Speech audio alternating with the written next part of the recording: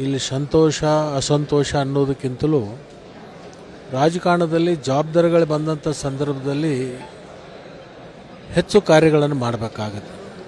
ಹಿಂದೆ ನಾನು ಸಹಕಾರಿ ಸಚಿವನಾಗಿ, ಅಗ್ರಿಕಲ್ಚರ್ ಮಾರ್ಕೆಟಿಂಗ್ ಆಗಿ ಮಂತ್ರಿಯಾಗಿ, ಕೃಷಿ ಸಚಿವನಾಗಿ ಮತ್ತು ಸಾರಿಗೆ ಸಚಿವನಾಗಿ 4-5 ಖಾತೆಗಳನ್ನು ನಾನು ನಿರ್ವಹಣೆಯನ್ನು ಮಾಡಿದ್ದೆ. ಇನ್ನು ಉಳಿದಿರ್ತಕ್ಕಂಥ 20 ತಿಂಗಳ ಅವಧಿ, 22 ತಿಂಗಳ ಅವಧಿ ಇದೆ. ಭಾಳ ಹೆಚ್ಚು ಕೆಲಸಗಳನ್ನು ಮಾಡಬೇಕಾಗಿರ್ತಕ್ಕಂಥ.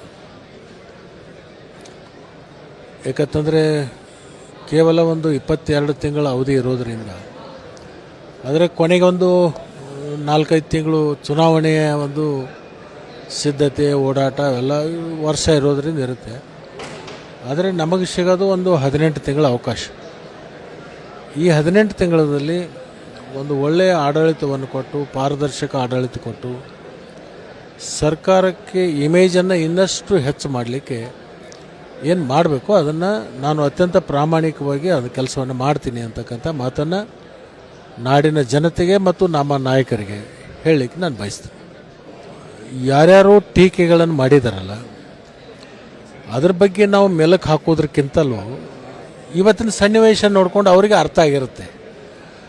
ನಾವು ಮಾಡಿರ್ತಕ್ಕಂಥ ಟೀಕೆ ತಪ್ಪಾಯಿತು, ನಾವು ಮಾಡಬಾರ್ದಾಗಿರ್ತಕ್ಕಂಥ ಅರಿವು ಇವತ್ತು ಅವ್ರಿಗೆ ಬಂದಿರುತ್ತದೆ.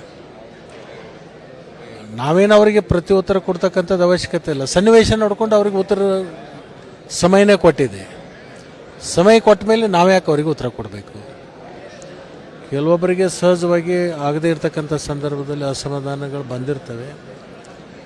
ಮೊನ್ನೆ ನಮಗೆ 3 ವರ್ಷ ಮಾಡಿರಲಿಲ್ಲ, ನಾವೇನು ಅದನ್ನು ಅಸಮಾಧಾನ ವ್ಯಕ್ತಪಡಿಸಲಿಲ್ಲಲ್ಲ.